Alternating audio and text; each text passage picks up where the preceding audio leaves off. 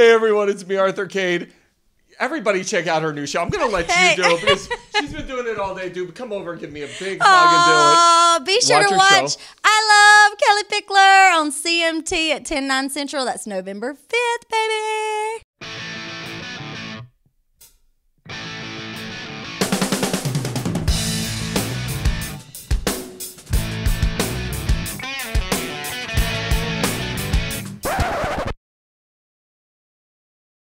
Hey everyone, it's me, Arthur Kade. There's a reason Kellie Pickler got a show called I Love Kellie Pickler, because in the 10 minutes that we've just been chatting here, I do love you. Your husband, I love you too. Your husband is Good to such see a you lucky, again. good to see you too. And your husband's such a lucky guy. He's on the show with you. Congratulations. He is.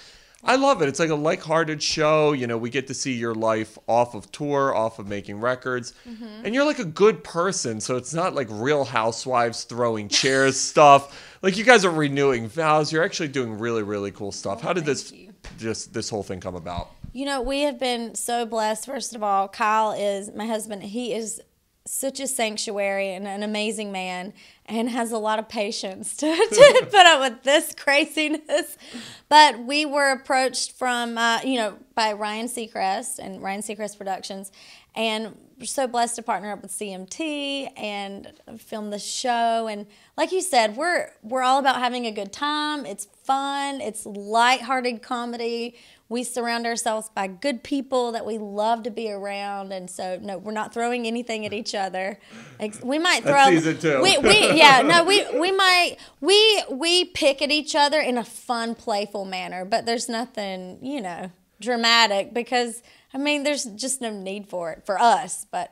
No, I've seen it, and what I love is, I have trouble being in a room with anybody for more than 5 minutes, and yet you guys have been together for 5 years. How do you stay happy? Like, you guys... Almost 8. I mean, how do you genuinely like each other still? It's great. I think that it's funny, you meet, and we have, you meet people that are married, and they're like, what's the key? You love each other. Of course you love each other, but most importantly, because we're supposed to love everyone, but most importantly, we like each other. We enjoy each other's company, and we respect one another. And I'm blessed to have him as my best friend and my life partner, my adventure partner, and we have fun. I mean, life's so short. It is short. To not be happy and not surround yourself by good people and just live, laugh, love. And I mean, we live in America. Whatever problems we have are first world problems. We're going to be just fine.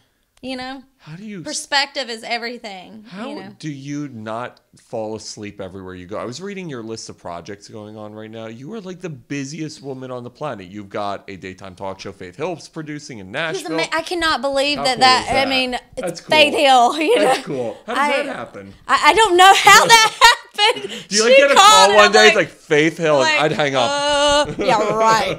No, I would never hang up on her. No, I think it was Even a prank if I thought I call. was being pranked, I'd be like, really? I don't know. But no, I did not hang up. But no, it's so wonderful, just being in Nashville and being able to meet such amazing people, and Miss Faith is she is just salt of the earth and just so sweet and just real, and I mean, she's country music royalty too, so for her to even know my little name is like, so I was very, very honored and excited when we got the call for, to be able to be a host for her show. So I'm excited. It'll be fun. Does it still blow you away? I mean, I remember American Idol. You were, when American Idol was in its peak, and everybody... Season 5. It was insane. I'm an antique idol. I'm like a dusty little idol. But you're doing well. It's been 10 years. And look how crazy well you're doing. I mean, first of all, it's so hard to come off any type of reality show and actually have success. Some people have that 15 minutes of success, but to have sustained success the way you've had it is mind-blowing. How? What have you done? I think when I first did Idol at 19 and green, from a tiny little town in North Carolina, I'd never been anywhere. I'd never been on an airplane. And I think a lot of people haven't, I think there's more small towns than there are big cities, in America. True. Yeah, so I think just doing that show and people were able to be a part of, I don't know, I experienced so many first-time things on Idol. And the world kind of experienced those things with me, and I've kind of been an open book And I don't know, it just kind of happened. I don't know. I don't even know how I got here right now. You've also done it, which, no, but it's great. Like, because you besides surround yourself by music, good people. And, you know, I say this a lot, but the company you keep, you know, both professionally, you know, in front of the curtain and behind the curtain, privately, the company you keep plays a big role and factor in your life and how you maintain just being human and a person. You know what I mean? I do. You just have to be in good company, good people. Surround yourself by that. What I love too, you know, you see someone like Carrie Underwood, you know, probably who I love to pieces, and just incredibly talented. But her career has mostly been music. You've diversified. I mean, again, TV, reality, daytime she's done talk. it all too. I mean, it's true, but in a whole other level than I look at Carrie as someone who has. First of all, she really opened the door. I feel. I can speak for myself. I feel like with American Idol, she opened the door for other country music lovers that wanted to audition because, you know, it started out, originated in the UK as Pop Idol. And so it was like Pop Idol, and then they brought it to American as American Idol, and it was a very pop and top 40 type show. And then Carrie came onto the scene and it was like, you know what? There's room for country girls and country boys too. And she really paved the way for all of us, you know, the rest of us that got in line for Idol. It was like, okay, they'll take country people too. She really opened that door and she really changed. I remember seeing Simon say, you're going to sell more records and you're going to be the biggest Idol person. I wasn't verbatim as that, but pretty much the same context. And it was right. I mean, she has really created an empire, and she is so amazingly talented, and I really look up to her musically and all of that. She's really an amazing person. Speaking of music, you have a Christmas single on the way too. Yes. And here's one of the things I love about you too, and I want to talk about this. Your support with the USO is freaking unbelievable. Thank you. Talk to me about the Christmas single, and then I want to talk about this passion you have for the USO. Absolutely. Well, my husband and I, we collaborated together. First of all, when we met like almost 8 years ago, we started writing songs the very next day together. He's a songwriter and producer, and we wrote this Christmas single together. It's called My Christmas Caroline, which is kind of a short saying. If you're from North Carolina, you've heard of North Carolina being called Caroline, right. You know.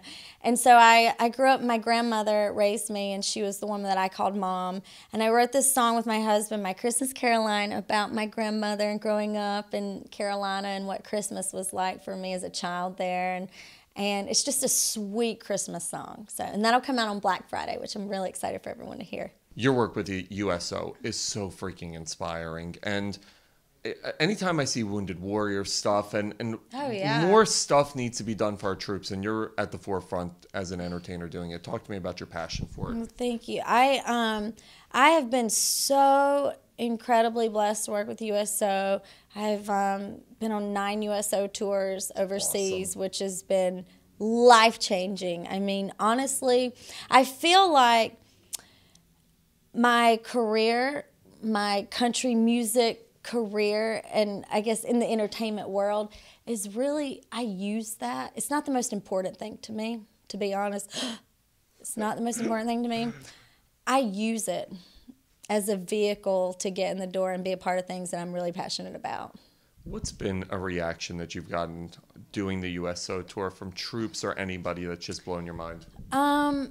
You know, definitely taking home to our servicemen and women who are serving overseas is truly one of the highlights. It is the biggest highlight of our year, every year. We've spent Christmas in Kandahar. We've spent, 9 tours overseas just taking home to them. And you come back with so many beautiful, great stories, and you meet some incredible people. And I don't know, it's not about you. It's about them and their families and their loved ones, and just paying respect to them and letting them know that, we got their backs. They got ours. And so I feel like, and I said this earlier this summer at the CMA Music Festival, as I was so honored to meet Chris Kyle's family and Miss Wayne and Debbie, his parents, and they presented me with the Chris Kyle Patriot Award, which was, I get chill bumps. I mean, they are just salt of the earth people, and just, I mean, they're the real deal. And I said this on stage, that if you don't want to stand, you know, in front of our troops, or if you don't want to stand behind our troops, then feel free to stand in front of them, you know, because this is the truth. You know, I mean, you have to, you can't take what they do for granted. And I think that that's one reason why I'm so passionate about the USO and the Wounded Warriors Project, is because they shine a light on things that matter, on people and their lives. I mean, they sacrifice, they make the ultimate sacrifice every single day so that we can sit in New York in our fancy little suits and talking about the best restaurants and bread that you're eating. Yeah, I mean, it's like we wouldn't be able to do this without the sacrifices that they make and their families. So for me, it's perspective and priorities in check. Those are two things that I take a lot of pride in. What was it like having cameras on you and Kyle? I can't even imagine. Anytime I talk to somebody who has cameras following them, I couldn't do it. I guess I could, but I would be so self-conscious because, like, I'd be like, oh my God, I have a pimple here. My nose looks too big. Guess, you know, it's hard not, you know what? You are your biggest critic. You know, I am my biggest bully. There's nothing anyone will say or do, you know, say about me that's probably worse than what I've said about me. You know, I mean, I might be able to front of you, but, you know, going back to surrounding yourself by good people and the Seacrest Productions, the camera, the crew, everyone, they were such a pleasure to work with. And if ever we were like, hey, we need a minute, then we get a minute. Do you guys maintain a relationship ever since Idol? Has it been 10 years of just staying friendly? No, honestly, I mean, more of a acquaintance type thing of seeing. I mean, we're all pulled in such 100 different directions by a million different people all the time. And being in Nashville and LA, he's all over the place. I mean, he has created an empire. It's unbelievable. He's the modern So I was really surprised that he, you know, I mean, how many American Idol hopeful contestants do you think he's met in the course of, 13 seasons? A lot. Now? 14 now. 14. So it's like a lot. So the fact that he even remembered me is, you know, it's like, cool, yay, all right. Were you on board right away? Or like, let's do this show, I'm good to go? No, it was not anything that we were like dead set on in the beginning. It took a while, you know. We had to make sure it was right for us, and we wanted to see the team that we're going to be working with and make sure that it was right for us and our, you know, life. You have to protect your sanctuary, and your sanctuary is your home, your marriage. That, you know, you got to protect that. So as long as that is number one and that's safe, everything else is good. Before I let you go, I've got to relay this story you and I were talking about. I was sitting here in a horrendous mood talking about the Giants losing. Yes, I'm a diehard Giants fan, and they lost. And you were telling me how you single-handedly guided the Giants to a Super Bowl win against the Patriots. I won the Super Bowl one year, and I never got my ring. I didn't get my ring. I'm being serious right now, okay? All right. So, yeah, I was at Media Day when the Giants and the Patriots were playing. God, what was this, 2007? 6. 08, I think. Or was it 8? I think it was 8. I might be wrong. I don't even know what year it is. What are we, 2020? I think it was, yeah, right. I know. I don't know. My ass from my elbow right now. Can I say that? Yes. Sorry. But yeah, I was at Media Day, and I was Jay Leno's correspondent for The Tonight Show. And I was interviewing the players on both teams, and I was trying to get to Michael, you know, Mr. Strahan. Yeah, the man. And I was trying to get his attention, and I was like, of course he's going to want to talk to the professional reporters that are all on the front row. Like, you know, Aaron Andrews. Yeah, they're all down there. Totally, yeah. And I'm like, hey. And I'm like, this time 5-0. And one of his teammates actually picked me up and he saw what I was trying to do, and he picked me up and put me on his shoulders. And I'm like, Michael, Michael. And he's like, it's this crazy girl. But no, he was so sweet and such a great sport and just played along with it. And I said, Michael, if you listen to Red High Heels in the locker room before the Super Bowl, y'all are going to win. And he goes, if we listen to Red High Heels, we're going to win. And I said, yes, sir, you're going to win. And it's funny now, but I probably pissed off a bunch of like the professional reporters. Who is that? Yeah, who is that crazy little blonde girl? And so I passed my CD. It was my first album, and I, had not been off of Idol long. And I passed my CD up. So you see these reporters just pass, kind of like, what's it called when you like dive into the crowd? Stage diving. Yeah, it was like stage diving with my CD, so you could see my CD just kind of float up to Michael's hands. And so he said he was going to listen to it before the game. And I thought, okay, I know he probably didn't. He was just trying to be a good sport. But I like to think that they listened to Red High Heels in the locker room before the game, and they won the Super Bowl because of me, and I want my ring. What's been your coolest moment? One moment. That was a cool moment. Besides the USO stuff and the stuff that you're able to do. Well, other than winning the Super Bowl, a big moment for me. I love how you talk about it in the first person. You're like, other than 2020, like other than winning the Super Bowl. The coolest moment gosh. Coolest celebrity-driven moment, whether it was a celebrity who was like, Kelly, I love you, or just something crazy happened. I will say that there's been so many people that I've met that I'm just like... Starstruck? Well, I don't know if it's starstruck. Maybe. When I tell, like, Dolly Parton. That's cool. Yeah, so Dolly, I was like, oh, you really are?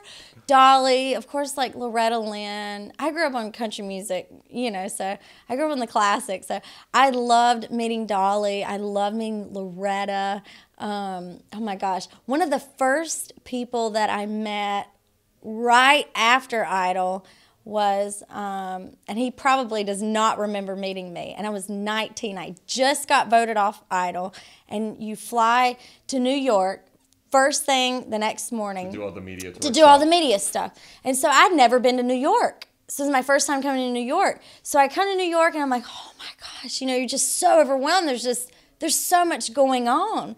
And it's just this energy and it's amazing. It's nothing like it it's here, amazing. Man. Yeah, it's incredible. And so I was at the time it was Regis and Kelly show, and I met Tom Hanks. He's the nicest guy. Yes, and I was that weird little fan that you're scared of.